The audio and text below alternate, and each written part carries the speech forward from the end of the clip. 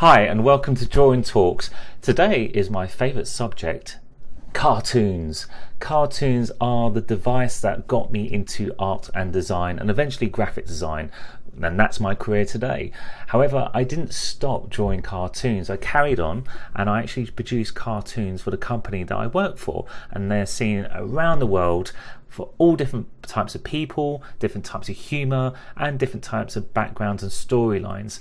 And today we're going to actually draw a cartoon for this week's funny, and that's the banner my cartoons come under, Weekly Funnies, original, and that gets uploaded onto the internet for the internal mail for everyone within that company to see and share and hopefully enjoy. So we're going to focus on one, and we're going to deal with the subject birthdays. Well, to be precisely, feeling a little bit old, because essentially I'm getting older now and I'm starting, most of my cartoons tend to focus on the things that interest me, and hopefully they'll interest the audience as well. So I'm going to show you all the materials that I use. I'm going to show you the techniques and how I come up with the ideas as well. And you can actually see how much effort goes into the ideas. Cartoons look simple, but deep down they're not. It takes a lot of time to actually come up with jokes. Anyway, let's get down to it, shall we? So let's get down to the pad and the materials. So I'm going to use this. This is a technical pencil, and a technical pencil, I use this mainly because I don't have to sharpen all the time. So there you go, there's that for the camera. Can you see it? Yep, that's a technical pencil that I use.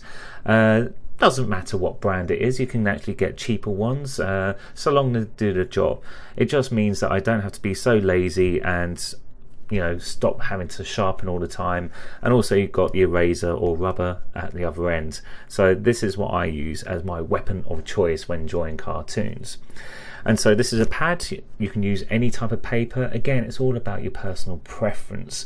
Now my personal preference is W.H. Smith's drawing paper. It's really smooth, it's very white, and it's cheap as well. So you'll find as artists we always talk about money, and the thing is, you don't need to spend lots of money to make good art, and I'll show you that as we go on. So this pad, this is just a general cartridge paper pad, and what I tend to do, I use this. Okay, this is a little template I made up out of plastic. You can probably make it from any material, but I carved out a square because, and this is what I tend to do, this as a start, I make myself an area to draw, because you want to keep the drawing within a certain area of the piece of paper. You want to have it standard. Anything with cartoons, and if you're producing a standard line of cartoons, you want to have the same dimensions every single day or every single week or every single month.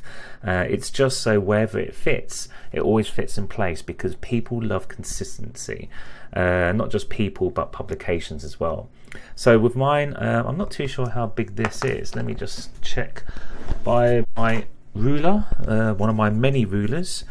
This is around about, just 11 centimeters by 10 centimeters. So that's how big I chose to actually have that. Was there a reason why? Not really. I think mainly I wanted it square because of Instagram. A lot of my images go on Instagram, and so I made sure that this was square. So when it goes on Instagram, it's a lovely square shape, and it looks great tiled. And when I say tiled, is when you actually look at all those images together and they're lovely little squares. So that's why my cartoons tend to be squares for the Weekly Funnies. Let's get started, shall we?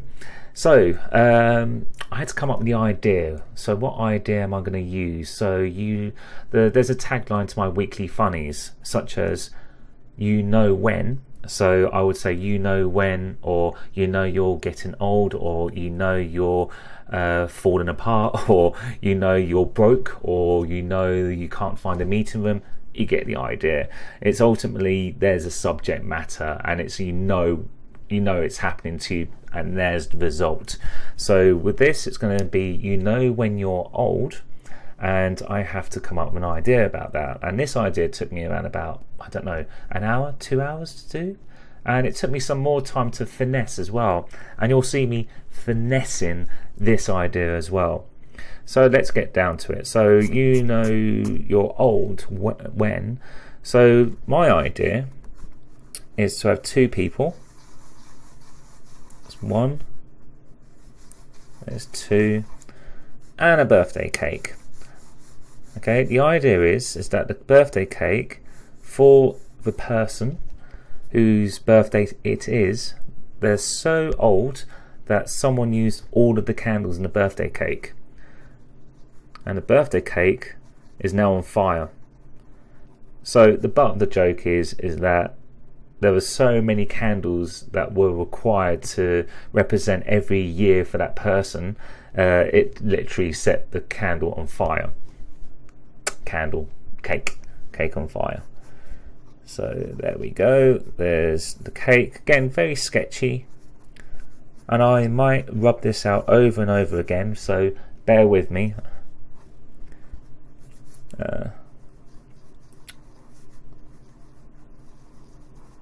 By the way, I've put on some music because sometimes I take a lot of it takes a lot of concentration, so I'm not talking all the time.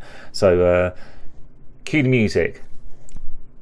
There we go. Hope you like this. This is the music I listen to. It's quite relaxing for me anyway. So there's a head, body, and the cake. So you want to try and get the composition done first. Never go into detail at the very beginning. Always just get the composition right with the shapes, just basic shapes. And if you're not happy, you can just get your eraser. Just use your eraser, and you can rub out and move. So I might move this chap over here, like so. That's it. So that's the composition. I'm just going to check the camera to make sure you can see all this still. Yeah, that's fine. As you can see, there's a camera just above my head, so if it gets if the drawing moves out of sync, you'll see me jumping up and down, just making sure it's all visible to you guys. Okay, so there's a cake. I'm going to do a very panicked person here. What should we call him? Let's call him James. Okay, let's call old James. Don't know why I would call him James.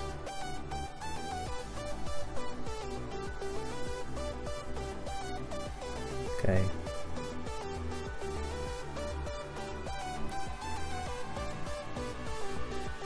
And I think I want to make him an older man as well. This is going to be a work-based cartoon, so people are going to be of an older age and not children. And at this point I need to have reference, so a fire extinguisher. I want someone running in to put out the cake. So what I tend to do, I will go online now and I'll say fire extinguisher. See, even as a cartoonist you need to have real world reference as well. You know, it's not just like funny basic shapes. You need to actually look at the world. Yeah, as I said in my previous videos, even Walt Disney got all of his cartoonists to learn how to draw again. He had to sit them down looking at real objects, real people, and got them to draw over and over again until they knew what these things looked like, to the point that they could do it without looking at reference. But at the beginning you do need to look at reference. So I've just got a picture of a fire extinguisher in front of me on the internet, and so I know what one looks like. So just and I'm gonna put his hand there. There's a fire extinguisher again, basic shape of a fire extinguisher.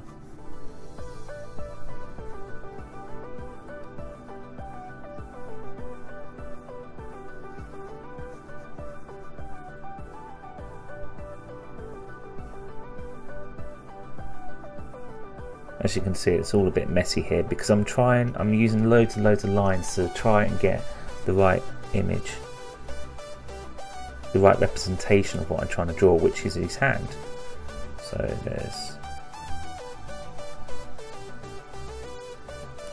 his hand's that way, so there you go, there you go, there you go.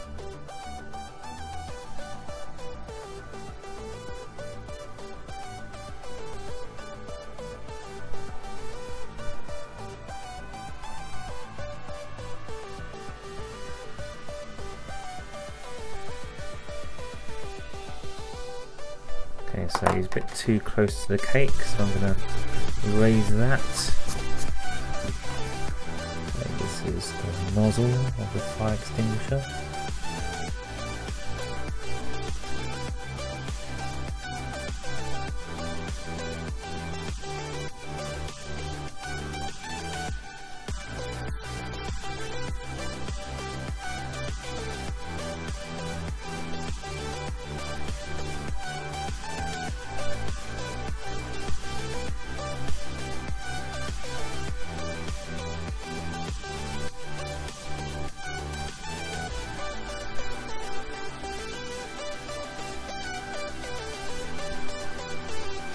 There you go. So it's a bit messy at the beginning, and that's fine. Be as messy as you want. That's a great thing about art.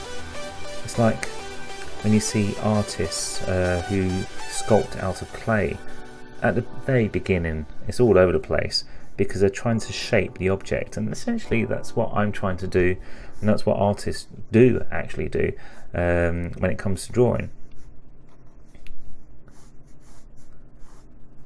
Okay. So let's just try and do the odd candle hanging off here, hanging off there, just representations of candles.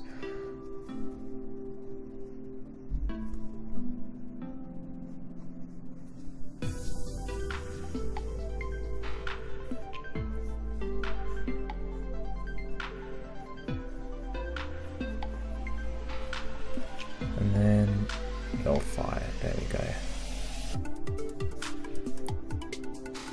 Some candles still there, still alive, and then the fire. There you go, make it look. And whatever you do with cartoons, whatever you draw, make it 10 times as more extravagant, a lot more action. So rather than just being scared, be this scared, like wide-eyed, mouth open. That's all about over-expression. That's what cartoons are all about. Over-expression to convey that feeling, that moment, just like that. So that's a big tip with cartoons. I have him standing back here. This is the gentleman who bought the cake and who put all the candles, let's just say the person was 50, 60 years old, he put them all on the candle, and he's not just shocked, but I wouldn't even say shocked. I feel that he would be a little bit guilty. He's actually done something out for the goodness from the goodness from his heart, but it's turned out to be a disaster. So to do that,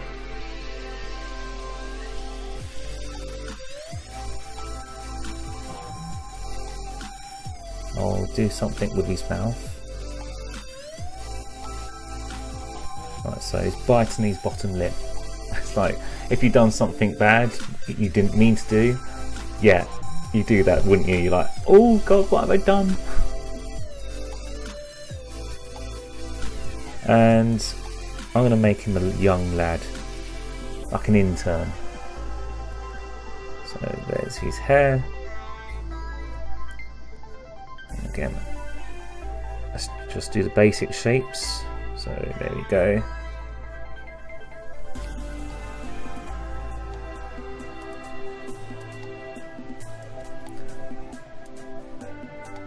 I'll do his little tie because this is a work-related cartoon.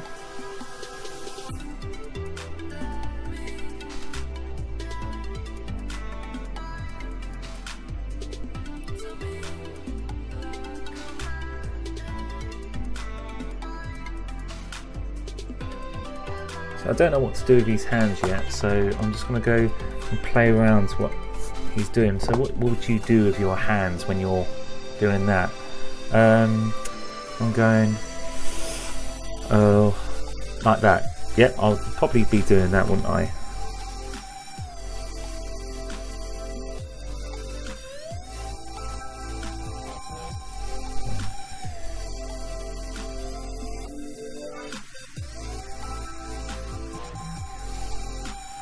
Doesn't really come across in the cartoon, so I might change that.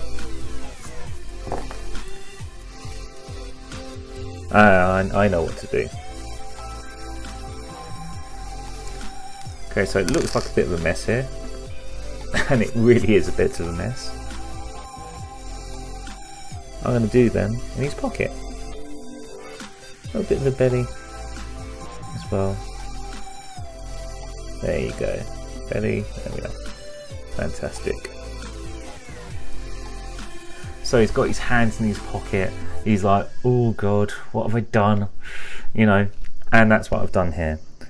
And around him will be boxes of empty candle boxes.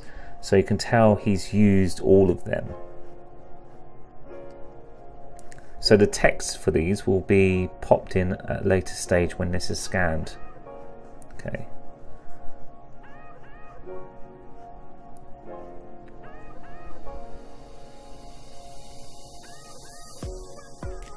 Oh, actually what I should do, because I need to make sure it's all about detail as well. Even though cartoons look like they're not as detailed as the most amazing works of art of the Renaissance, shall we say, it's the few details that are in cartoons are there for a purpose, so everything has a reason.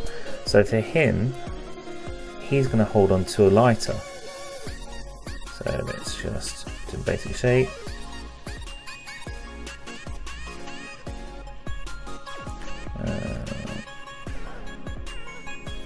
Actually, let's have him holding on to a matchstick. There you go. So I'm just going to check the camera, make sure that's still on there. Yep, still on there. Actually, I might even zoom in. Let's just zoom in a little bit more. There you go. Right. So I'm going to have him holding on to a match. There you go. So it'd be like this.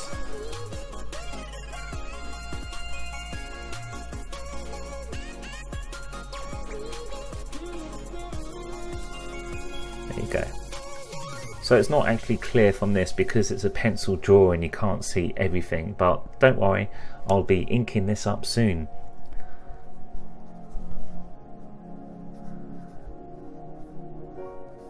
One thing I find the most important thing to do with drawing is get all your mistakes out of the way when it comes to pencil, because once it goes into ink, it's, well, you can't edit it unless you use Tipex, and you don't want to do that. And when you go digital, once you scan it, which we will do with this, it's just a faff. You want to keep it clean, and also it's just nice to make sure that the actual original drawing is solid. Right, okay. Just again, now I'm going to the details. As I said, really important to do your basic shapes first and then go straight to the details.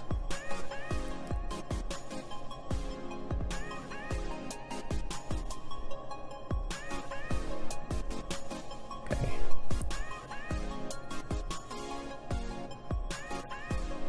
There we go. So let's do happy birthday. See, this I tend not to do too much with lettering with the ink. I'll do that at the digital stage. Go drawing and talking is not my forte, which is amazing because the channel is called Drawing Talks, but hopefully I'll improve. Right, okay, so there we go. We've got ourselves the basics of a good cartoon going on. Well, might be good, might not be, but we'll see. So what do we do next? So what we do next, we use this Indian ink. So Indian ink is fantastic. It's super black, and it's pretty much permanent as well. So is it permanent? I'm not too sure. You may need to correct me, but leave a comment if you can correct me. And so this Indian ink is fantastic because it's so rich in its blackness, and also you can water it down and it's like a watercolour as well, which I'll show you. What do I also use to apply the ink? These.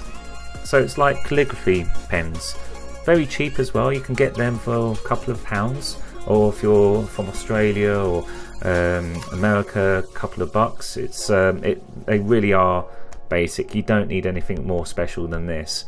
And so I use two, one for thin lines and one for thicker lines, and then I go to a brush for filling in all the big spaces, negative space they call it. So when you ever hear the term negative space means that there's nothing in that space, so you sound a little bit smarter. So we're going to get started, and I am going to crack open. Actually, the other thing I need to do is, let me just look at my other pens. I use these pens as well, the Macrons, technical pens, and I only use these mainly because I need to make their eyes perfectly circular, because one of the styles of my cartoons, they have perfectly circular eyes, and so I use a template, which is this. Again, quite cheap. I would say get this from the internet. So again, only a few pounds, and all different types of circles, from the very small to the very large. And this is one of the few times, other than a ruler, that I'll use a template or a guide in my cartoons, because sometimes freehand, you can't beat freehand. It's a lovely way of working. So, but you're probably asking, why don't you use the pens that you showed us? Well, with these pens, if I use this on this template, as you can see, the ink might flow all over the template because the ink is held behind, as you can see, in that little well. And so you really don't want to use a template when using calligraphy pens. I'd recommend using technical pens. And so this is the only time that I'll use technical pens in this cartoon. Although my style has changed over the years, I used to always use these technical pens. But then I was watching other cartoonists and was inspired at the fact that they used this Indian ink method. It's not always Indian ink, there's many other inks, but I chose to follow one of the cartoonists I admired, and what I'm doing now, you can't see it, and I chose to use Indian ink. So there you go, just dip it in like so, take off the residue, and there you go. Always do little tests before you go straight onto the drawing, and I'm drawing on the outside of this border, so that's one of the good reasons by putting a border or making a border. Anything outside you can just do test little drawings, and therefore not ruin your picture. So I go from the left hand side, top left hand side to the right, and there's a good reason. If you go from top left to right, you're not going to smudge your drawings. So if I started here, as I went across, I'd smudge the cartoon. And that goes for any type of art. When you're using paint, if you're using ink, yeah, go from the point where your hand's not going to go there again, otherwise you'll smudge it.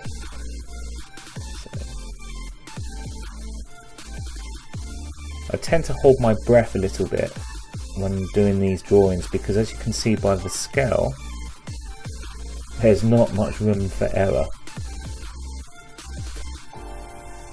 And so I hold my breath just a little bit,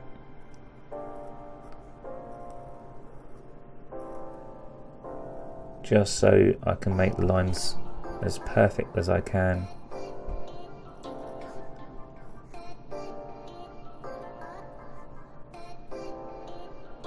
Looks like he was smiling a little bit there, so I had to correct that. And then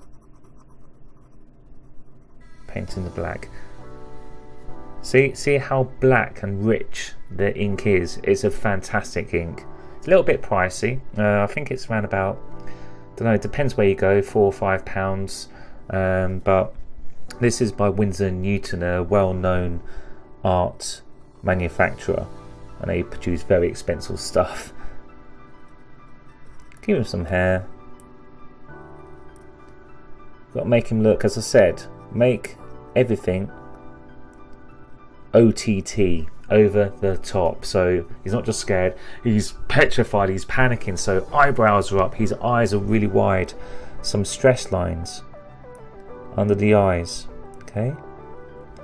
Again, tiny little details do add up. They're fantastic.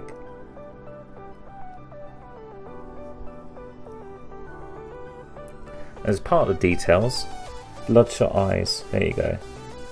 This is something you'll probably see in a lot of my cartoons, bloodshot eyes. I think it's because it's so extreme to be like, you know, if there's an extreme emotion, to see bloodshot eyes means it's super extreme. So I'll put bloodshot eyes. And yes, even though this is a black and white picture, it's getting the idea across. So there's not going to be red to show it's bloodshot. That's how you can prove yourself as a good cartoonist. If you can use basic methods to get your idea across without having to label the subject, then you're a good cartoonist. You really are. However, I wouldn't say I'm a good cartoonist. I would say I'm competent in regards that I can draw, but I wouldn't say I'm great. That's probably being me just being a bit what's the word? Not naive. Oh, I forget the word now. The word where, you know, you don't want to accept gratitude where it's probably warranted.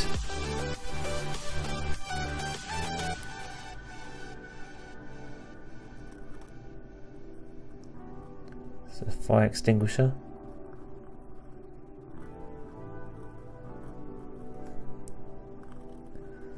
Here's his hands. So tiny little details. There we go. So those are fingernails. Oh, that's the thing about calligraphy ink or calligraphy pens. You start running out and you have to dip into the Indian ink reservoir to recharge your pen. However, it's the benefits that they give you here. There you go. Pick that out here somewhere. Okay, he's running into the action. So with cartoons, motion lines. There you go. It's almost like it's a blur. He's blurred into the frame.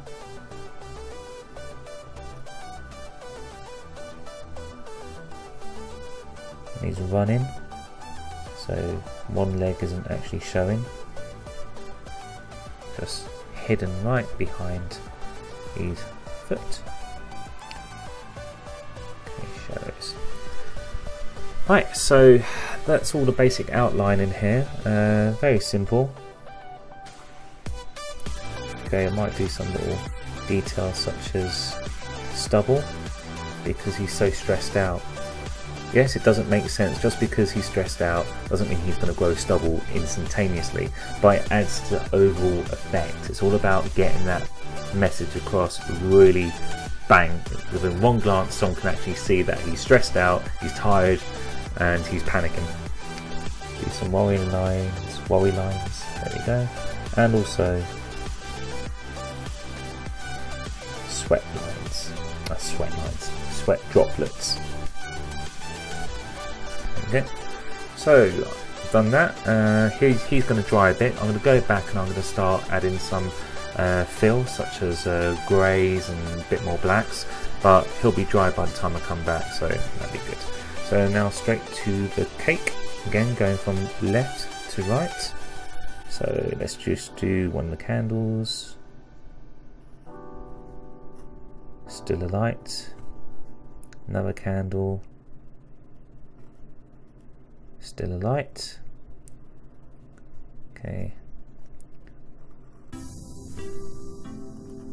It's nice to put depth in your cartoons. When I say depth, I mean objects in front of objects. So it all looks like it's occupying the same space. Like so. And again, text will go in later. Now, let's draw the cake.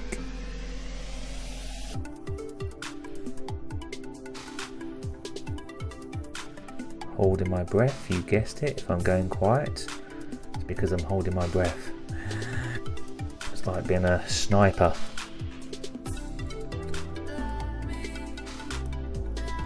So.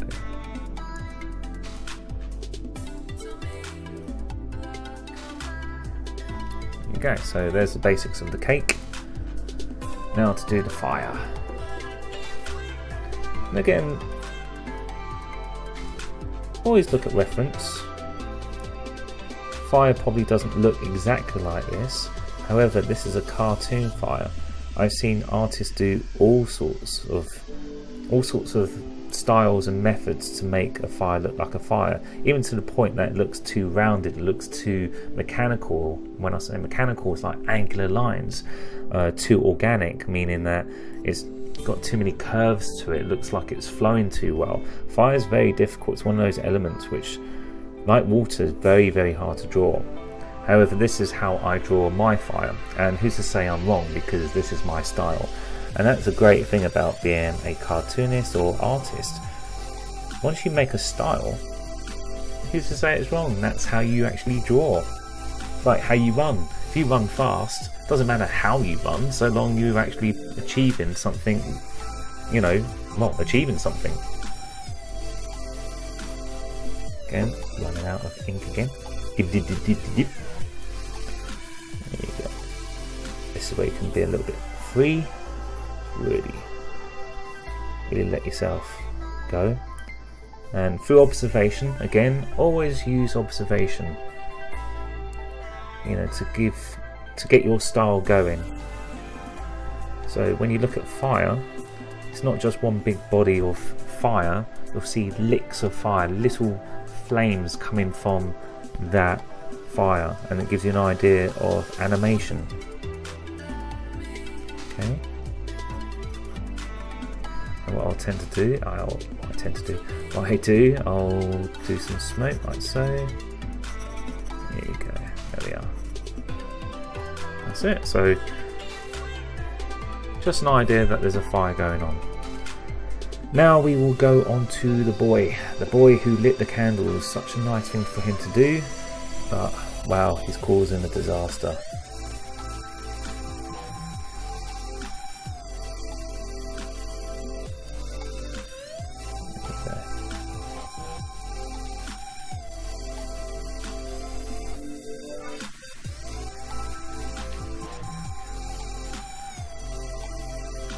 Getting some stress lines under his eyes.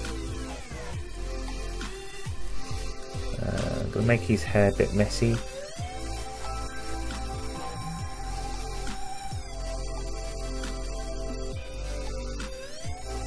It does a couple of things here. Making his hair messy makes him look young, because older people, again, it's all about generalities. You have to generalize when it comes to cartoons to get that idea across. It may not be accurate in real life, but young people generally will have messier hair than older people. Again, not always the case, but you would it makes the person look young.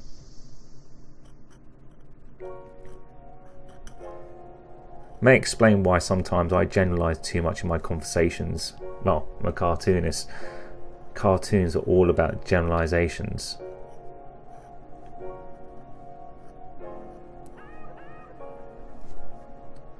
It's like the most common generalization, which we all see. And the thing is, time's changing, and no doubt we'll all see these ways of generalizing change as well. But boys and girls,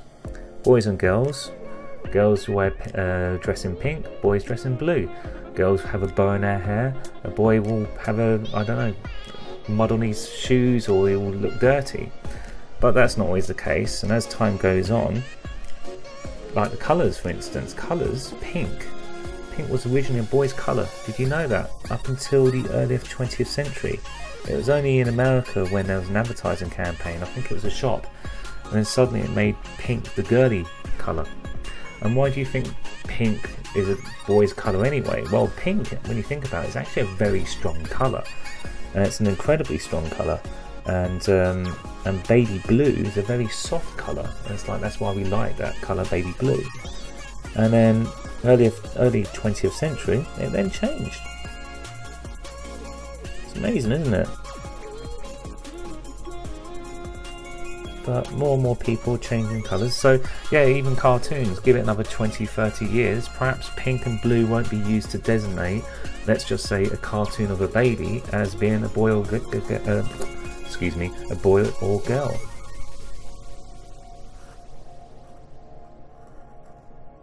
But for the time being, we'll keep on generalizing that way until we find out another way of indicating when someone's a boy or girl.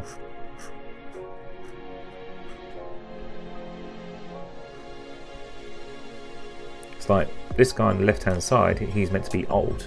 The way I made him old is lines, worry lines, thicker eyebrows and bald. Okay, I wouldn't say I'm that old, and thicker eyebrows and bald, however, doesn't make me an old man. Or I probably am compared to someone who's watching this who's 12 or 15, but no, this guy is meant to be in his 50s or even 60s. But again, I'm an exception to that.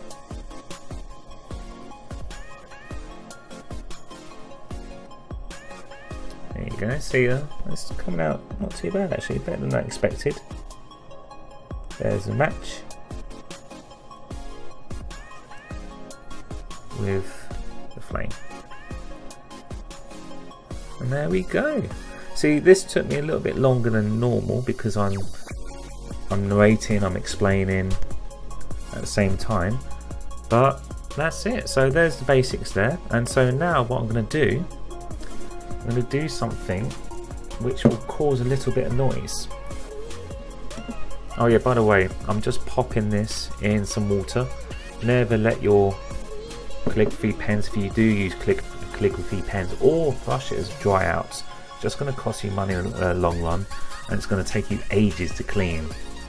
Right, so now I need to dry this, and I've got a secret weapon. A hairdryer. That's right, I'm going to use a hairdryer. This isn't for me, obviously. I've bought this purely so I can actually dry my cartoon, well, my artwork, which is done in ink or paint, very quickly, because it's all about being efficient as well. This isn't just a hobby, this is something I do every single week, and I just want to get it done quickly. There's no point in just doing this, leaving it on the side and then coming back to it later. You want to just get it done in one go. Okay, it's going to be a bit noisy, so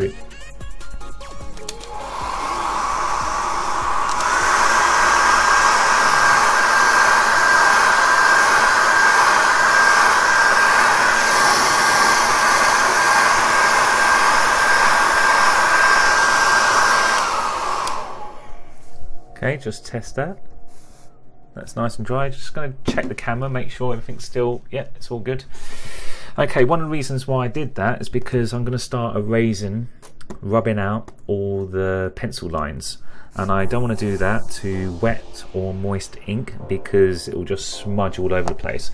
We've all been there with birthday cards and Christmas cards, excuse me, where you wrote something and it's not dried and it smudges. Last thing you want to do is do it on a cartoon. So now it's dry. Erase the lines, the pencil lines.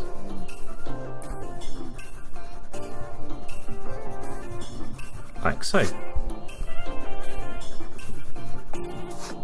Okay, oh, I've got another tool. This looks like something from dustpan and brush, okay, but it's not. This is actually, well, it probably was and they just repurposed it, but art shops do sell these brushes. It's great if you love drawing in pencil and always erasing, like so. This takes away all those little pieces of eraser which have come off as you started rubbing out, and all you do, see how easy that is. Because last thing you want to do, because you do it at school, do you remember, you're like, you start blowing on your artwork, and as you blow, a little bit of spit come out, and you don't want to do that. And also it doesn't get rid of all the little particles, and you don't want to use your hand all the time as well, because again, you might smudge it. So let's just get rid of all this. So, and again, brush. See how quickly that is? Brilliant. And it's so soft it doesn't actually mess up paper or cartoon. So now, this is where we're going to start getting a bit more inky. Using the thicker line. There we go, some cloth, some kitchen roll. Just clean that calligraphy pen. I'm going to use a bigger calligraphy pen. Okay, this is this one. That's what I tend to do. I like to do big outlines. Hold on, let me just check, make sure that's all in focus. Yep. Let's do big outlines to my artwork. When I say big outlines, a thicker stroke. Give it a test. So anything, the rule of thumb is, for me, anything that's an object, just put a black line all the way around that object, not inside, just around the object itself. It just gives it that impact, its presence. So this is an object, separate object from the man. Like so. Also these shoes, there we go. Baby's head. There we go. I'm going to make his head pop out a little bit more.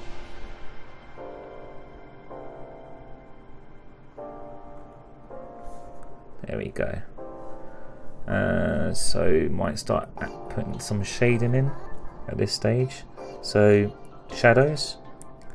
So if you see those Batman comics, Superman comics, that's Marvel and DC, they use a lot of black shadows. It gives a very, very high contrast if you're not using too much colour, or if you just want to, well, make more of an impact. So a nice thick shadow there for where the light doesn't hit, you just colour in black. So just underneath his hand there, colour that in black. There's a shadow here. As you can see, it's slowly popping now. More impact. Like that. Okay. That's an object. Like so. Again, shadow. There you go, there's one shadow. Cake. Candle.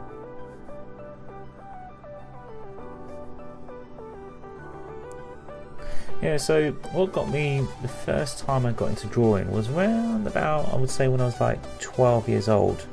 11, 12 years old. And it's because I wasn't so much getting bullied, well, partly that, but it was that one time you could actually take the mickey out of people and they wouldn't thump you. So they would like probably say names and call you all sorts back then, but if you did it, you probably get thumped, especially if you're a peaceful type of kid who doesn't like fighting. And so my method of being able to take the mickey and have a joke around with people who annoyed me, I drew. So I did representations of those people, and it became so popular. I did one a week of my entire class, to the point that the kids came rushing in on a Monday morning, or not rushing into school on a Monday morning, they rushed to me in the playground on a Monday morning wanting to see the next cartoon. So each cartoon was themed. So there was a themed one such as all of us as animals. As you can imagine, it was quite funny, very insulting. Then there was one about what would we all look like if we were in the future. So if we're 40, 50 years old, and I wish I kept that cartoon, wish I did. Then I did one of all of us on holiday, if we all happened to be on holiday together. And again, no one thumped me over it. Everyone. I think it's because everyone was fair game. I think Ricky Gervais, the comedian. I think comedians and comic book or comedy drawers, cartoonists. You can tell I'm getting a bit tired. Cartoonists. They've got a lot in common, because you're having to script out something. How you deliver it, that's when it's different. They do it by movement and speech and song, and we do it by painting and drawing. But essentially it's the same thing, the way they come up with ideas and the reasons why as well. So with Ricky Gervais, he would say everyone's fair game when it comes to comedy. There are some rules. Don't pick on one person, and there's a few other rules like that. If someone's on, don't pick on people who are going downhill. So if they're less fortunate than you, don't pick on them. But if you're going to pick on anyone, pick on everyone. So if you're going to pick on anyone, pick on everyone. And to be fair, it's worked out quite well. Okay, so that's the ink there, and now we're going to start using some painting techniques. Okay, so palettes. When I say palette, it's your mixing palette. And this goes for painting as well as inking. Don't spend lots of money on a palette, okay? Don't go out and spend 5, 10, 15 pounds for palettes which have little indents in them and they claim to be easy wash, because usually they're not easy wash because they're plastic, they're still slightly porous, so inks or paints like green or red will stick there still and you'll be scrubbing away and you end up like just not cleaning it and then throwing it away. This, okay, a tile. Okay, a tile, a bathroom tile is the best palette you can ever use. It's non-porous, easy to clean, it's pretty much free. I'm not saying go into your bathroom and rip one off, but just go into a hardware store and get one as a sample. And that's what I did, and this, I'll show you, is a really good palette. So there you go. I'm going to just show you what I'm going to do. So I'm going to use a brush. Let me see. So I'm going to use this brush here. Doesn't matter. I would say it matters on the quality of brushes, because if you get an expensive brush, they use like horsehair. Very easy to clean. Some of my brushes I've had for over 15 years. In fact, some of you watching this, you're probably younger than the brushes I have. Okay, actually I'll show you. This brush here, as you can see, it's had some wear and tear. I've actually had this brush since 1998. Yes, I know. Winsor & Newton, again, very expensive brush, but so long you clean it, as you can see, it's now on its last legs, but so long you look after these things, they'll last almost forever. Depends on what media you use. If you use like oil or whatever, oil paint. But we're going to use this brush. This isn't Winsor & Newton, but it's still very good quality, as you can see, made in Germany. It's always going to be good quality then. And what I tend to do, I'll dip it into the inkwell and then dilute it a lot with water, as you can see, like that. And then I'll start going around and adding shade like that. Okay, it's a bit darker than what I wanted it, but that's fine. Just water down a bit more. That's better. See, it's all coming to life now. A little bit of shadows. That's the great thing about this, you can actually make shadows. Water down. So you're getting different types of grey. The more water you use, the lighter it gets. So if I've just watered it down a bit more. So if I go to the right hand side, and let's do a bit more water. A bit more water. There you go. A little bit lighter, like so. And I think fire extinguisher needs to be darker, this bit and that bit. There you go. And then I'm going to do some of his hair. Not some of his hair, his hair. Okay. And then obviously the shoes. Shoes, they're going to be black. So, and the reason I'm not using the calligraphy pens is because it's going to take me ages if I did that. Whereas with a brush, look, seconds. It didn't take long at all. So use the right tools for the job. It's all about being efficient and saving time. Your time is precious. You're precious. Right. Some more water. And then get the old smoke. There you go. See? Gives it an accent. Makes it jump from the page. Okay, some shading here. So shade there, shade there, shade there. Oh, he needs a shadow. They all need shadows. There you go. Oh, a bit too dark. There you go.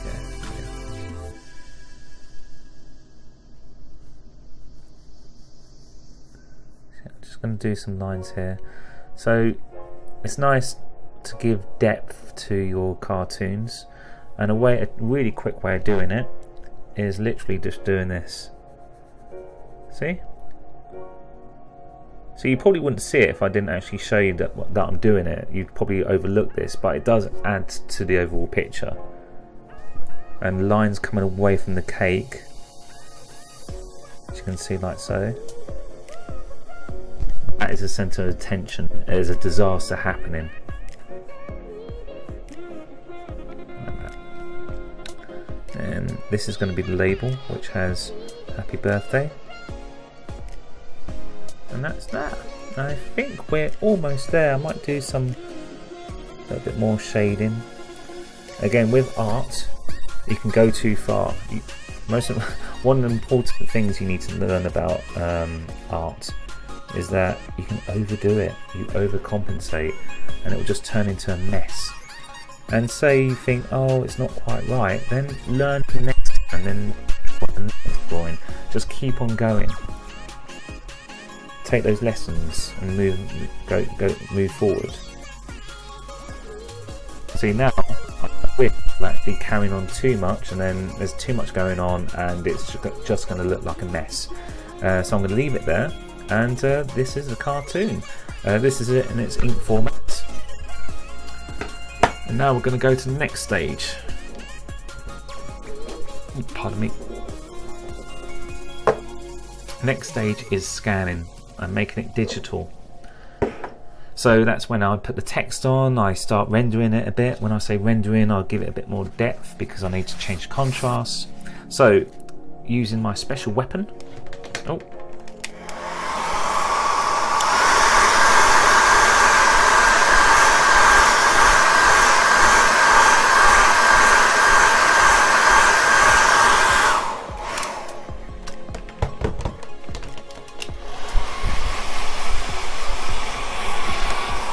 It's been so long since I've done that. Actually, that's probably the first time I've done that in 20 years.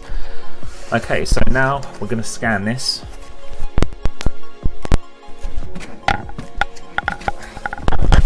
Microphone came off. Bear with me, I just went under the desk to pop it in the scanner. And now I'm going to scan it. So what I'm going to do now, I'm going to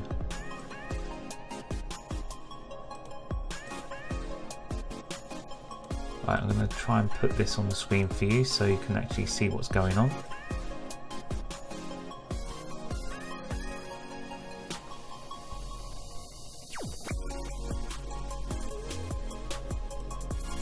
There we are. Okay. So let's just bring up. Please bear with me, by the way. It's right. Just put me in a corner there so you can see what I'm doing, or see me anyway. And then we're gonna display capture. Okay, that's that. Is that all okay? Yes. Okay, so what we're gonna do now, I am now going to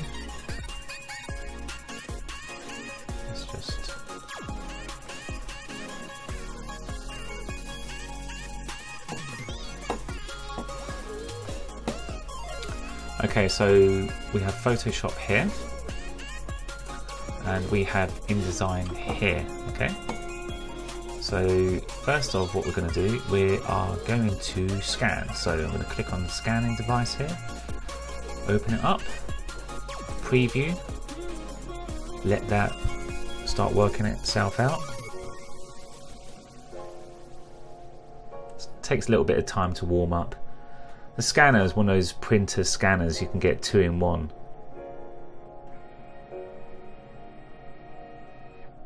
There you go. And there's my image. You can see what it looks like all scanned up.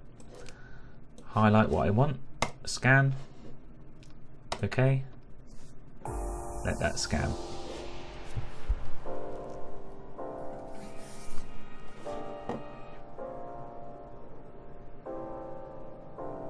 Great, so that's there.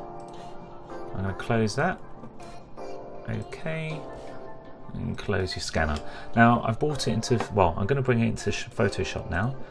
The reason why I'll bring it into Photoshop will become apparent because I need to clean it. Look at it. When I need clean, it needs to change the rotation. So I'm going to use a cropping device. This is Adobe CC, so that's the latest Adobe software. So it's where it's you get it from the cloud up there somewhere, and you download it onto your desktop. And I think it's around about £40 to £50 a month in the UK at the moment, but it's so worth it. So I'm going to rotate this. Actually, that didn't work out. Image rotation 90 degree clockwise. Yeah, there we go. Okay, I'm not going to go into too much detail here. I'm just showing you what I do. Where is it? Layers. Where's my layers? Ah, that's why. It's on the side of the screen. So layers. Double click, and now I want to crop it. So cropping it, I need to make sure it's all looking fine. That's it. I need to rotate it as well. Clear, transform, rotate. So there we go. So that horizon there, that's going to be level. And then crop some more. Because you don't want to waste time cleaning things that you don't need to clean, so crop it all out. Don't need it. That's that. Okay, so the contrasts are very grey. It's looking a bit ugh. So we're going to change that. So we're going to go to image mode. Oh, it's already grayscale, so that's okay. And then we just let it do an automatic. Adobe's really good. It's got some automatic functions, so you can actually. Well, I've tried it now. If you press Shift, Control, and L, what tends to happen is that it balances out all the lights and darks. But it seems to think it's all fine. But for you and I, we don't. So I'm going to go to Adjustment, and don't always go to Brightness and Contrast. I often go to Levels. Levels are quite good because you have far more control over the lights and darks of your image. Like so. So we don't want to make it too light because it takes away all the shading. Don't want to make it too dark because it just looks mucky. So we need to try and find that. So find that happy area. Where is it? Let's go there. Bring that over here. And again, it's all about playing around because every time you do a drawing or illustration, it's going to be different. So there you go. So I'm happy with that. I'm going to press W for the wand. Highlight anything which is so-called white and then delete. Okay, and what that's done, it showed you the background, so it's on a separate layer.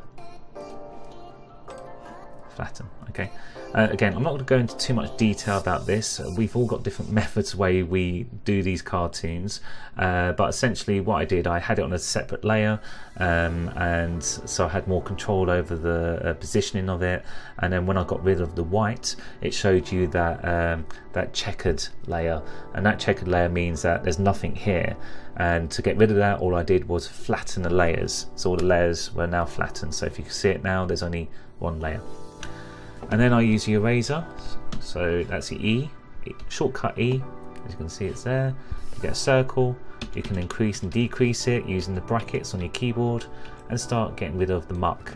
When I say muck, it's all these little bits and pieces. Now, when you zoom in on this illustration, it doesn't look pretty whatsoever. It looks a bit grainy, it looks awful. However, we've zoomed in, like it's, well, on my screen it's almost over A3 size. But realistically, the thing's going to be tiny. It's going to be about that big. As what if it was printed out? It's going to be about, I don't know, 10 centimeters by 10 centimeters, if that.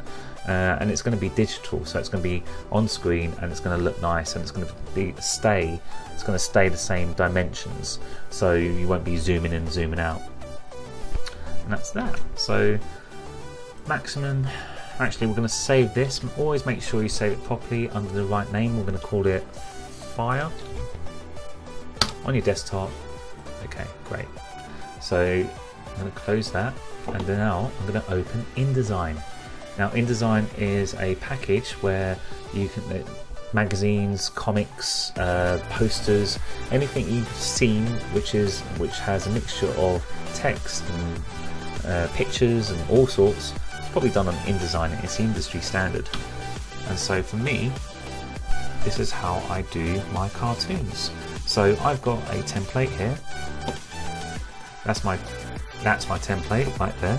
That's where the standard text goes. And if you remember at the very beginning of this video, consistency. So every time someone looks at that image, they know it's yours and they know where to look. It's all about the user's experience, they call it in the publishing world and UX world. So there we have the main title leading into the cartoon. Here's my signature, and that's it. And there's a set size. And if you look here, you see that I've got many cartoons done here. 103 on this file. Like so. If I just double click on that, that's what they look like. So what I'm going to do, I'm going to drag this across. Oh, wrong template. There we go. Wrong master. And then go to layers. So the cartoon layer will be this one. I'm going to insert a fire. There we go. And you can see it's looking grainy here because with InDesign, if you go to Window, Alt No View, Display Performance, you've got Fast, Typical and High. Typical means that you can actually work with it without it like pausing, because you know the speed of the computer. Fast means you won't see it at all, which is really not useful for me anyway. And then we got high. So high, if I put high on, better quality. But I'm going to go with typical. So. And now this is where the text comes in. So let's just say, I'll click onto this. You know when, sounds a bit odd to say you know when you're old when. You're having two whens. Thing is about cartoons, be punchy, always be punchy. Sometimes the best cartoons I've ever produced had 0 to 1 or 2 words in the whole cartoon. It's actually great, the feedback that you get, and that's the biggest challenge. So you know you're old when. See, very punchy, straightforward, that's all you need. Now I'm going to go to an old picture. See this? You know you don't have a strong argument when, at your age, not your shoe size, and a kid is looking at your shoe size and it says a size 8, I am. See? Punchy. Like to have had less dialogue in there, but it took a while just to try and get to that stage. So I'm gonna copy this. I'm gonna use this speech bubble. So rather than remake things, just use things as a template. So he is the only person who's going to be speaking in this. He's going to be the only person speaking in this cartoon. Because the funny thing about this cartoon, for me anyway, is the fact that this you know he's in the wrong. You know he doesn't need to say anything. Don't put in text that's not relevant or not required. You don't want to. It's almost like when people say a joke and they overstate it and they repeat it, and it doesn't become funny. So he's the only person going to be talking, and I'm going to put down. What should I put down? So this is another stage of the process where I'm constantly having to rewrite and then come back to it and rewrite some more. So with this, I'll say, did you have to use all the candles for Henry? Okay, so candles for Henry. Actually, is that, I always get mixed up with candles. Is it LES or L? Right, let's see if we can. Oh, you can see what I was looking at in regards of the fire extinguishers. Okay, so there's the fire extinguishers. Yeah, so it's LES. I always get LES and ELS mixed up, so always double check your grammar and your spelling. Even when I do, I sometimes make mistakes, so double check because it distracts from the cartoon. So candles, yeah, candles. Did you have to use all the candles for Henry? And also make sure the name is spelled right. I know we can spell our names differently, but again, you don't want people to be I'm in a knowing. Oh, so there's a footballer called Henry, so he's fine. Let's look at all. Let's see what Henry VIII was called. Henry. Let's go. King Henry. Yeah, he sometimes I think it's Henry, but it's actually RY. There you go. So that's fine. Did you have to use all the candles? Did you have to use all the candles for Henry's cake? So a little bit of grammar there. It's not just a question, it's a rhetorical question. He's saying, did you have to use all the candles for Henry's cake? So again, very important, because if you just put a question mark, it'll be like, okay, so he's meant to be giving, the guy he's asking is meant to give an answer. So with the explanation mark, it's like, no, it's rhetorical, you're an idiot, essentially. Did you have to use it? And so here as well, I want to say all the candles, because the joke is all about him using all the candles to represent Henry's birthday, which may be 50 or 60. So let's just make that a little bit bold. On this particular font, there's no bold font for Helvetii Hand. There's only medium that I've managed to download as well. So I use a stroke to make it bold. Just to give it more impact, because some people will just look over it.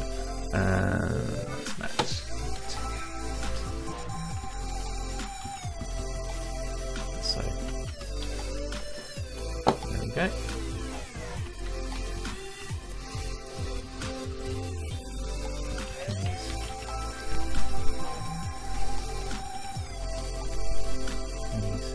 Shall we say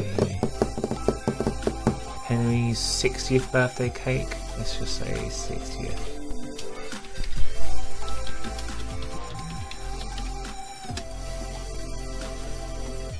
Okay, so I think that may be too much text in there. Again, you thought this tutorial was all about drawing. No, it's when it comes to cartoons, there's a lot that goes on about even how you word something. You may have the joke, but it's just the right words, and if you're using too much.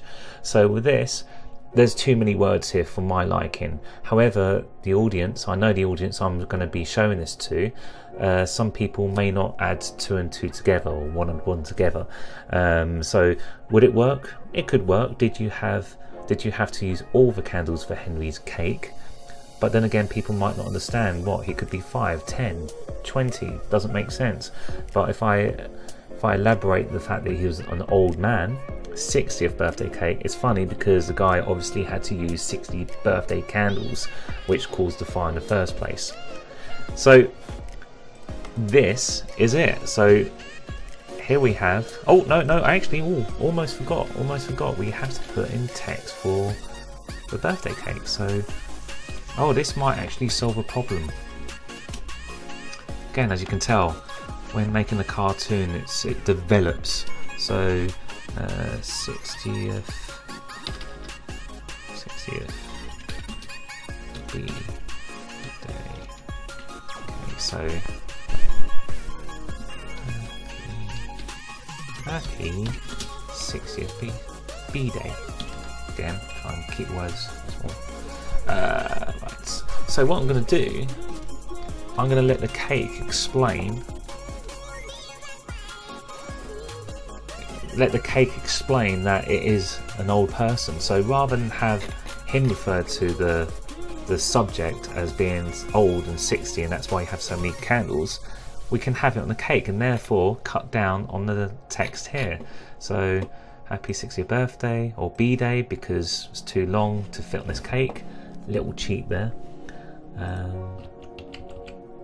Make it fit, make it stand out. Let's change the view, display performance. Okay, I'm going to speed up a little bit now because my throat's hurting a little bit. The heating's on at the moment. I'm filming this during January, so it's a little bit cold out. Let's make that smaller, squish it up a bit. Okay, so you can be a bit messy at this stage. All you're trying to do is formulate what you're trying to do. There you go.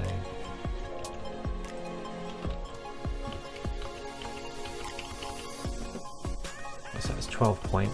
See, also look at the text size. So 12 point, 10 point, you do not want to go under 10 point. Anything under 10 point, people who are visually impaired, even arguably 10 point and even 12 point is very difficult. So my advice, don't go below 10 point. If you do go below that, then most people probably won't be able to see it or even notice it. So I'm going to go to perhaps 10 point, because this is going to be digital, and so when people see this, it will probably fill the screen, or if not, it will be the exact dimensions I want them to see it, so they don't have to look so closely if it was printed.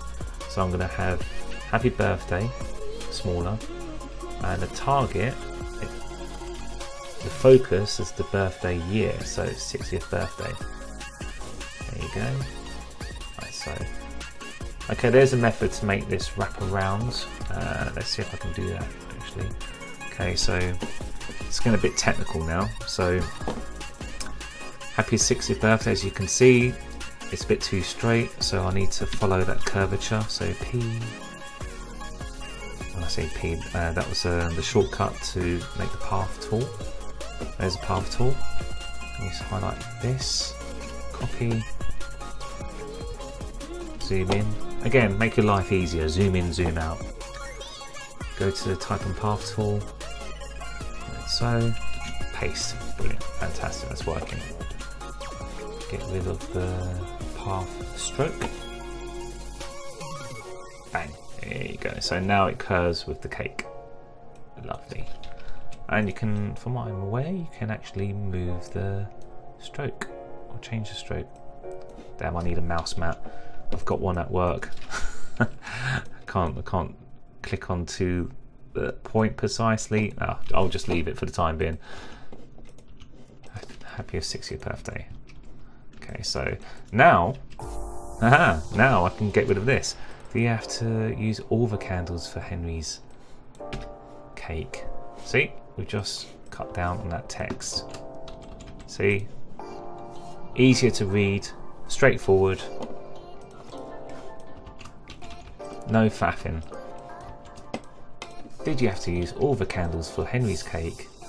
Again, I'm sure the grammar's right. I will check this after I've finished wrapping up on the filming, but usually you want to designate that's Henry's cake, so there's a comma before the S. I may need to check, it might need to be after the S. Okay, what else do I need to do? Oh yeah, the candles, so we need text for candles. Oh no, not there. So let's say copy, paste. I'm going to make that uppercase. There we are. Make it stand out.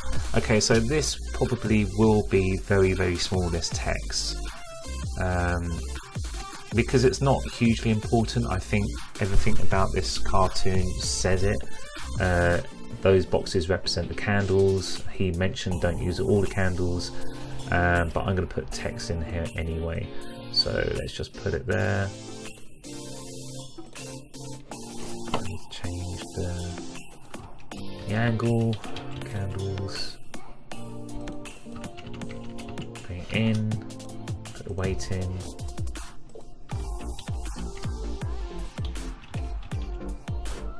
Disappeared because it's too big. There we go.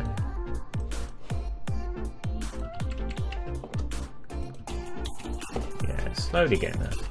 Again, this is quite small, this text. What is it? It's like 4 or 5 point. No one will probably see this, but I think it's for me, really. And also people might want to zoom in. In fact, you might get that people are so interested in your artwork, they'll zoom in and they'll see the little details and they feel like they're let in. It's like what they call an Easter egg, meaning it's like this little surprise which not everyone can see. But if you look hard enough, you can see it. And as this is digital, anyone... God, hold on, let me have some apple juice. As this is digital, they can zoom in. Whoever wants to zoom in, they can zoom in. And let us change the height. There we go, candles. There we are. Candles there. Transfer. Again, never have to reinvent the wheel. You can use the same thing over and over again. Just copy, transform. Horizontal, vertical. No, it's not working. Something. Oh, that's why. Of course, it doesn't work because it's text. So let's just do it that way. Sorry, I'm mumbling to myself because I'm thinking and talking at the same time. I'm just having to work it out. See, I have been doing this. This probably feels like it's been forever. So, thank you for bearing with me. But I've been doing cartoons, drawing cartoons since, as you heard, since I was a kid. But drawing these types of cartoons, I've been drawing them for a number of years now. And still you can see the effort what goes in to every cartoon. I'm not one of those artists where I can draw this in one go, 10 minutes. Like street artists are absolutely incredible. Like they charge what, 10, 20 quid for an artwork, which probably would take me or even you like hours to make. If at all. So there we go, we got there in the end. Here is a typical cartoon for one of my weekly funnies. I hope you enjoyed this episode. As you can see, my energy levels have gone down a bit because I stupidly left the heating on, and it doesn't help with the old hairdryer heating up the air around me. This is going to be now JPEG'd. That's a file format. It's going to be saved and it's going to be uploaded. So if you follow my Instagram, that's going to be on my Instagram. If you work at Pearson, that's a big publishers, that's going to be on the internal mail. And if you're my Facebook friend, lucky you or unlucky you, that's going to be there as well. So please like it, please share it, and if you want to see any more videos, please subscribe to the links below. Please leave comments if you want to see more of this, and or if you've got any more criticism. I want to become better at this, so if you've got anything you want to say, let me know, because ultimately this is for you. Alright, take care, hope this inspires you. Thanks for watching.